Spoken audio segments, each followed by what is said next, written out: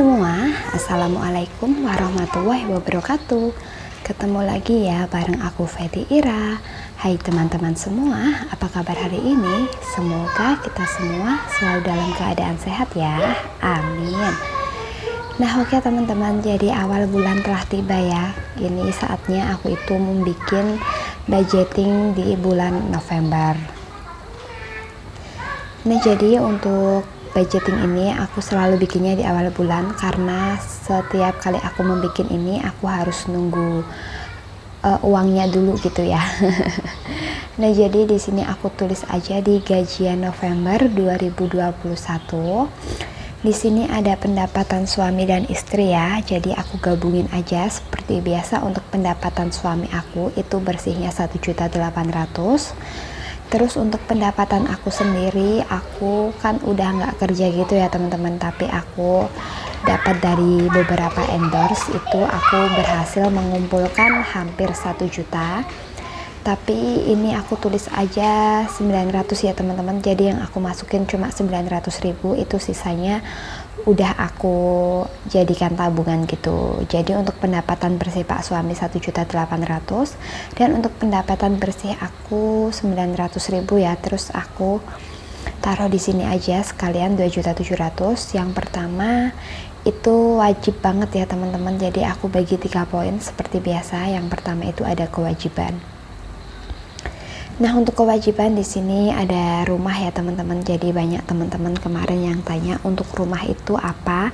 Itu kontrak atau angsuran KPR. Jadi di sini aku perjelas aja, kasih tulisan ya. Jadi untuk rumah aku itu angsuran ya teman-teman, angsuran KPR. Aku ambil KPR-nya yang 15 tahun gitu.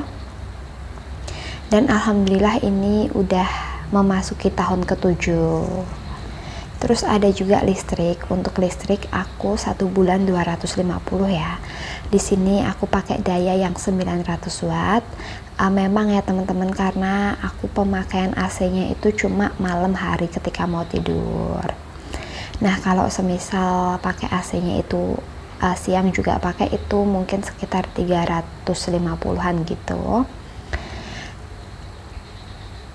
Nah setelah itu ada juga SPP. Untuk SPP anak aku itu 150.000 untuk sekolah, terus untuk les 85.000 dan juga TPQ 15.000.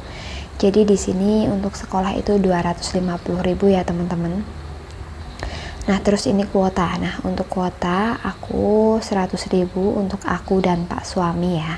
Di sini kita memakai kartu XL gitu. Nanti kalau diisi pulsa itu kan pakai aplikasi MyXL gitu bisa ngeklaim bonus ya teman-teman. Jadi alhamdulillah ini tuh cukup banget. Terus ada lain-lain. Untuk lain-lain itu ada air aku kasih anggaran 35.000. Terus aku ada sampah untuk bayar sampah gitu ya teman-teman, sebulan itu 15.000 sama aku kas RT. Kas itu aku kasih budget aja 20.000 gitu karena seminggu itu 5.000. Nah sebenarnya untuk lain-lain ini kan masih ada sisa ya teman-teman, tapi aku kasih anggaran aja segitu. Nanti sisanya bisa untuk jalan-jalan ataupun bisa untuk beli kebutuhan lain gitu. Nah untuk angsuran rumah pun sebenarnya itu masih sisa ya teman-teman. Jadi 850 itu masih ada sisanya, itu bisa aku jadikan tabungan. Nah untuk kewajiban aku totalnya 1.550.000. Terus aku langsung lanjut ke poin kedua. Untuk poin kedua di sini tuh ada kebutuhan wajib ya. Jadi yang wajib kita beli tiap bulan. Tapi untuk beras, nah di sini pertama ada beras. Beras itu aku itu sekitar 10-12 kilo untuk 1 bulan. Tapi berhubung kemarin aku dapat dari ibu mertua, terus ada beras sisaan 5 kilo, nanti insya Allah bulan ini juga bakalan dapat beras lagi. Jadi untuk beras aku nggak kasih anggaran ya teman-teman, aku coret aja. Terus untuk gas aku kasih budget 40.000, itu 2 tabung. Sebenarnya sih memang ya teman-teman, aku itu pemakaian cuma 1-2 tabung aja, tapi aku kasih anggaran 2 tabung.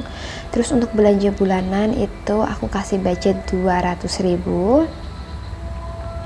Terus ada belanja mingguan. Untuk belanja mingguan aku kasih budget 400.000.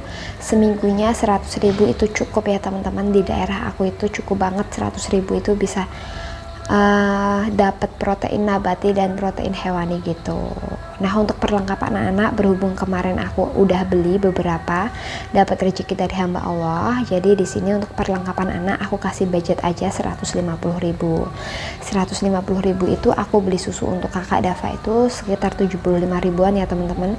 Itu tuh bisa untuk 2 bulan karena kakak Dava itu udah jarang banget minum susu, paling sehari 1 atau 2 kali gitu. Untuk kebutuhan wajib aku totalnya 790.000.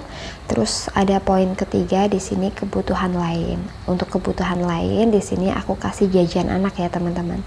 Jajan anak di sini aku anggarkan aja 90.000. Terus ada bensin. Untuk bensin aku anggarkan 100.000. Jadi bulan kemarin itu untuk bensin 200.000 ya teman-teman. Karena memang pendapatan kami itu lebih besar. Nah, berhubung pendapatan kami ini lebih kecil di bulan ini, akhirnya aku kasih budget aja 100.000. Nanti selebihnya pak suami yang cari-cari gitu. Nah, jadi untuk kebutuhan lainnya kan di sini nggak ada imunisasi anak, totalnya cuma 190.000.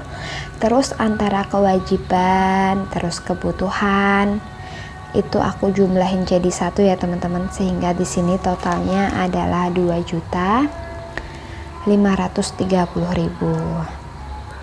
Jadi dengan penghasilan 2.700.000 dikurangi semua kewajiban dan kebutuhan, di sini masih sisa 170.000.